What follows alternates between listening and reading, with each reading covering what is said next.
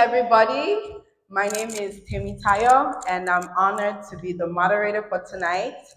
And so, in this section, we're going to be picking the author's brain. So, this is our latest author. We're also going to have an interaction where you guys can ask questions. So, if you have your book, go ahead and flip through. There's no questions off the chart, so we can ask anything you see in the book. But first of all, let's check in and get started, Mr. Ajilore. I know that it's been a full year since you wrote this book. We're finally here at the first Dallas edition book launch. So, how exactly are you feeling with all of this coming to fruition? Thank you so much. Again, thank you guys for bearing with us. I know it's a little bit shaky, but we'll get there in a minute. We have people coming. Yes, it's been a wonderful, wonderful time, and thank God that everything has now come in place. So yes, it's an exciting time, and I appreciate everybody for coming out, and I thank God for making this happen. Thank you. Okay, so the question I first want to start off with, which I know everybody is probably asking, so you wrote a book about relationships and specifically relationships, African marriages in diaspora. Okay. So I want to ask what made you the man for the job? So a lot of times people write books, they have passion for it, but what exactly qualified you or made you write this type of book? Thank you. So this is like a natural instinct thing for me, apart from personal experience. But again, it's the fact that we are evolving, and I see that some people are very slow to understanding how this evolution is causing the problem we have in the dynamics of marriage. So it's about taking charge to say, look, I have an idea. Let me put it in written that can be a guide to people. That way they don't have to keep making this mistake. Instead, they know exactly why we get here as we've moved from the traditional style to the modern, which is the modern reality that we're faced with. So yeah, so it's about natural instinct for the most part. Okay. So along that line, so what was that point that made you feel like this book needs to exist, right? There's so many books that people write about marriages. It's not a new topic. Divorce rates are still going high up, but you wrote specifically about African marriages. So what was that point in which you felt like, oh, this book needs to be written? So again, as you just mentioned, I believe African and Asia used to be a focus point for marriages before. And all of a sudden, now we are joining the West with this higher rates of divorce. So that's why I'm like, you know what? If we can take our time, and there's this call, there's something I do extensively with people, is the vetting process. If you can vet very well, it's not everybody we come across that should become our husband, should become husband or become a wife. Sometimes we can just become a friend and move on. That way, we don't keep adding to this rates at which the divorce is going. So, vetting process is one of the things that came to my mind before I even started. Okay, awesome. So you talked about vetting process, right? It was a new term for me. Before I read the book, I didn't understand. I had no idea what vetting process is. If you can give us like an overview, what exactly is the vetting process? And then also, why is it so important to vet before getting into a relationship, as you mentioned in the book? All right. So, as we're moving along in this, as we're urbanizing, evolving, we must vet properly because vetting simply means checking out, make sure you align with this person before you say you do. Because if you don't align, Mhm. automatically there's going to be a problem. Make sure you align, make sure this person know all your interests, make sure they can protect all this interest. Make sure you can also protect their interest. So when these two happen, that's when love should be established.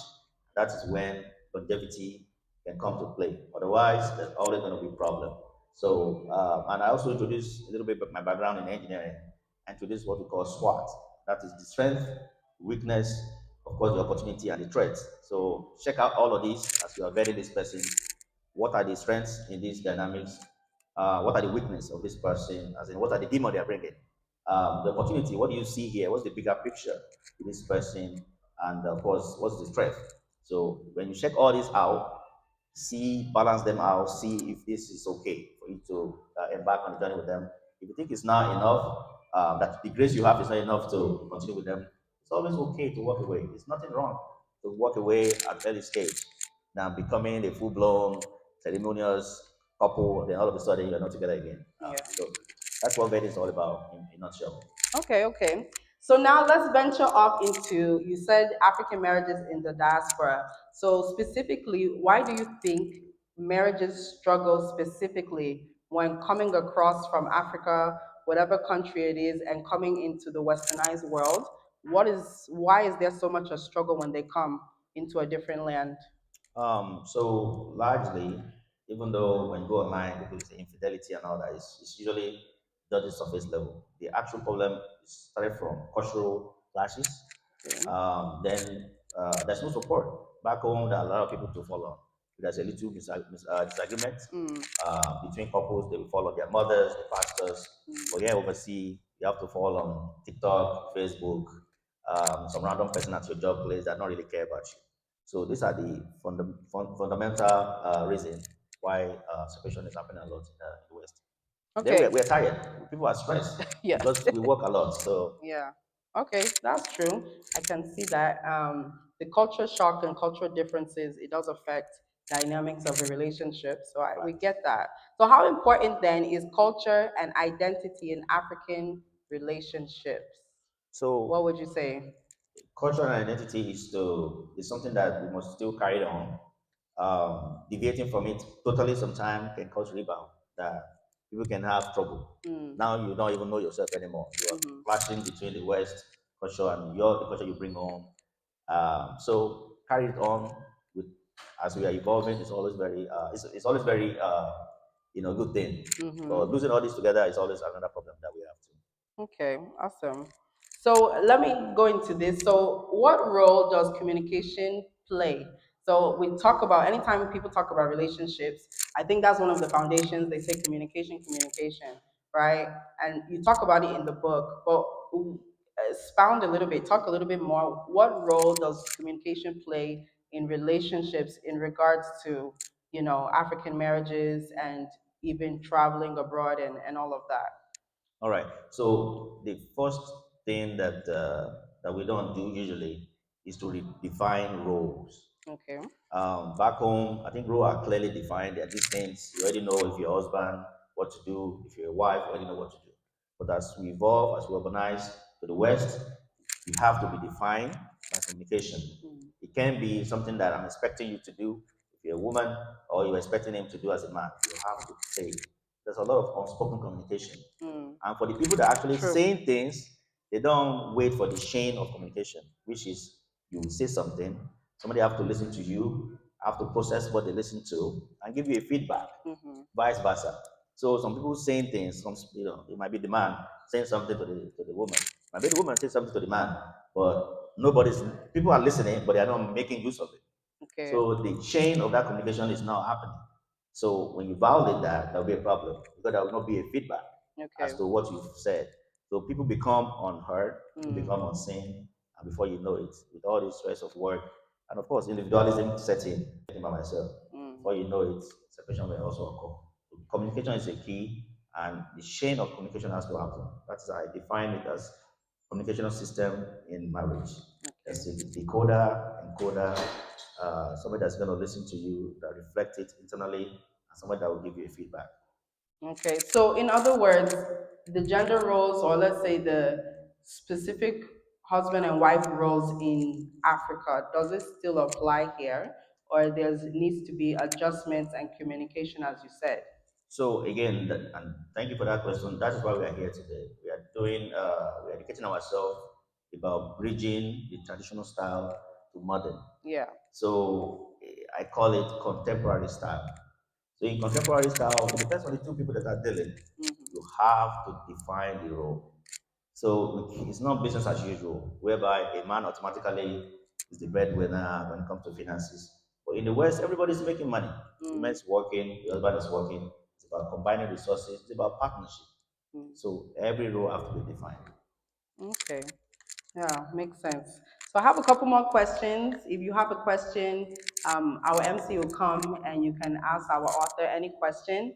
Um, let's talk about your personal experiences and how your personal experiences shaped this book.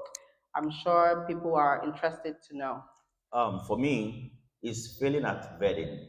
I used to assume automatically, oh, you're from my tribe, you're from this, automatically we're gonna get along. Or I can talk you through our differences. Yeah. So vetting is not done properly. So that's why I have to go through up and down because of vetting. People have patterns. Okay. If we pay attention to them, people don't really change. They just reveal who they are. But we say they change. But if you listen to them, believe what they are doing, not just what they are saying, we can quickly denote that this person in a long time we might not work together. Let me cut it down. So I fall short of vetting, and it's part of why I was very heavy on vetting and something I take will take very seriously. Especially our young people here. I met them at African store before, Somi and all that, and so we're talking about it a little bit. So you have to pay attention to vetting process, otherwise you're gonna fall into the victim or people that are break up or separated. Okay, so my last question now. So, what do you want the audience members to remember today? Obviously, we all have the book or should all have the book, and we will all do our diligence. I've read the book. What do you want everyone to take out of this book in a overall setting? All right. So since the book is direct towards I'm talking anybody, because if you're single, it's for you. If you're married, it's for you. If you're married going through struggle, it's also for you. So for the single, you must vet properly. Very important. Otherwise, there will be a problem. If you're married, there's something I introduced in the book called marriage engineering. So I define 5 principles. So make sure you read it, follow those principles.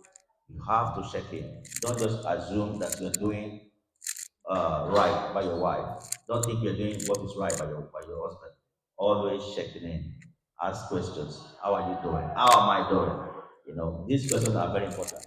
And if you're married going through struggle or crisis, the book is also for you that there's some marriage that you just have to let go. It's very sadly, just have to let go. Nothing, but some worth rebuilding. It's all about communication. Seek therapy. I list a lot of at the back of the book. There's a lot of agencies that help. I'm aspiring coach for myself.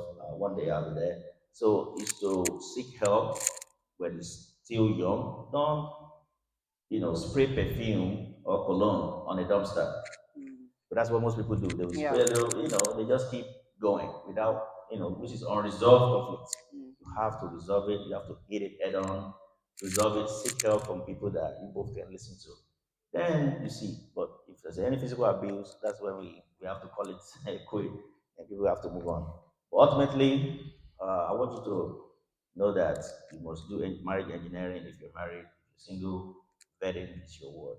Just always vet and make sure the person is vetting you also. It's a two-way traffic, not one way. All right, so that's it for that. All right. Do we have any questions in the audience? If you have anything that you would like to ask our author, all right, we see one.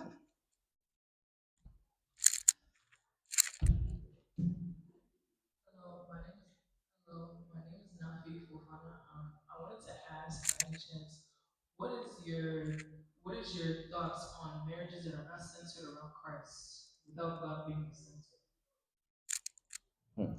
All right, so this is what I tell people.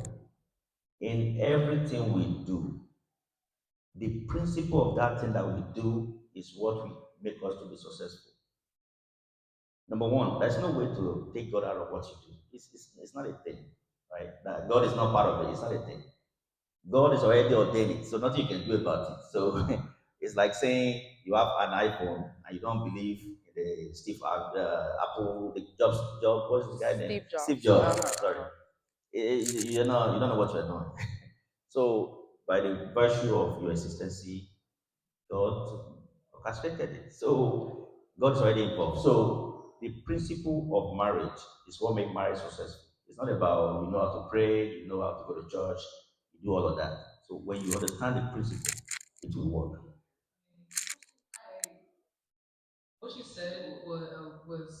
was understandable. But my thing is, if God is love, right, and He's the one that ordained marriages for covenant, shouldn't that be the main thing that keeps marriages together? Because marriage is the one centered around Christ, and if the man is the one playing the role over the woman, and the woman is representing the one that's under him, right?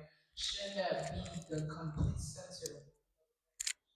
Okay, so this is why I understand what you are saying because you are looking at a Christian lens, which is good. But believe me, there's a lot of other religion out there, right?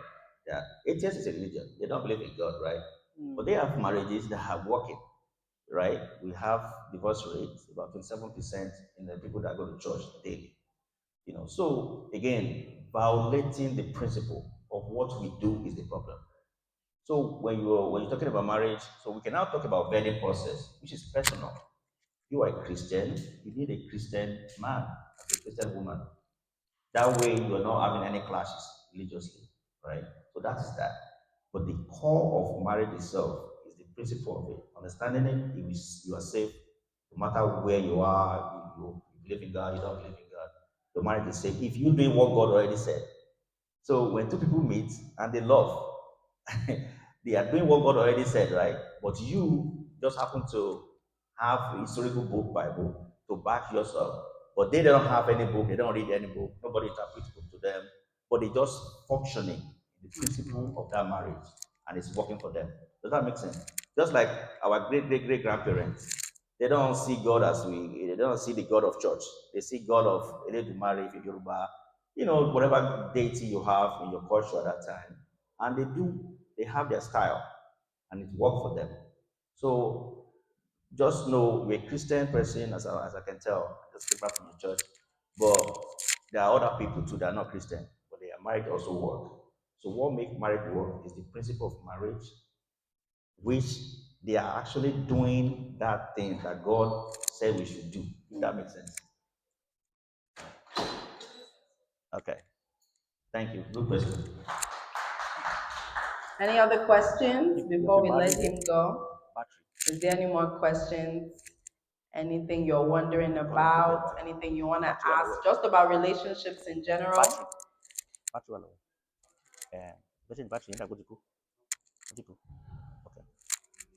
Last call. Any more questions? Or anyone that wants to just say a comment about what we read, about love being in totality? All right, so that's it for this segment. Our author will be here to sign books in a minute after performances and everything. But thank you all. That is the end of this segment, and we will continue on with the program. Thank you.